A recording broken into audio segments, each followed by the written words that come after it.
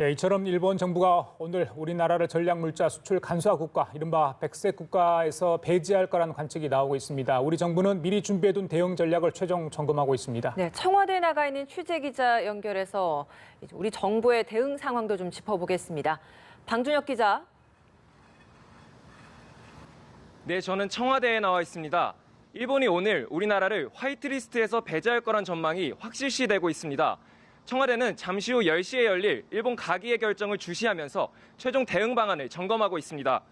앞서 우리 정부는 모든 가능성을 열어뒀다면서도 화이트리스트 배제에 대비한 여러 대응책을 마련해놨다고 밝혔는데요.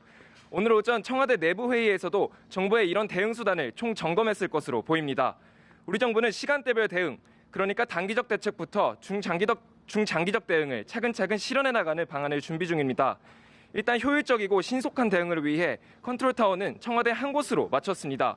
그런 만큼 화이트리스트 배제 결정이 나면 문재인 대통령이 곧바로 국무회의를 소집할 거란 전망이 나옵니다. 여기서 직접 일본의 경제보복에 대한 메시지를 낼 거란 관측입니다. 대통령의 명의로 한층 강한 대일 메시지가 나올 가능성이 큰데요. 청와대가 어제도 관계부처 장관들을 모아 상황을 총점검하는 회의를 열었던 만큼 문 대통령이 직접 일본을 향한 조치를 밝힐 가능성까지 거론됩니다. 예, 방 기자, 그렇다면 우리 정부가 생각하는 중장기적 대응 조치, 어떤 부분에 초점이 좀 맞춰질까요?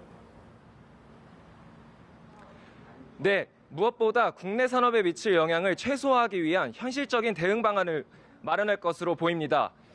우선적으로 거론되는 건 문 대통령이 주재한 국무회의에서 시행령을 개정하는 겁니다. 일본의 화이트리스트 배제 조치로 피해를 입은 특정 수입 품목에 관세를 인하해주는 방안이 거론되고 있습니다.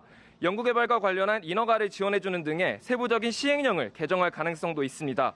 모레는 고위 당정청 회의를 거쳐 좀 더 근본적인 부분, 그러니까 부품과 소재 분야의 경쟁력 강화를 위한 종합대책이 발표될 것으로 예상됩니다. 또 오늘 국회에서 통과될 것으로 보여지는 추가 경정 예산안 중 일본 수출 규제 대응과 관련된 2,700억 원을 이용해 보다 세부적인 대응 방안을 마련하겠다는 입장입니다. 한편 외교적으로는 일본 측과 계속해서 물밑 접촉을 이어갈 것으로 보입니다.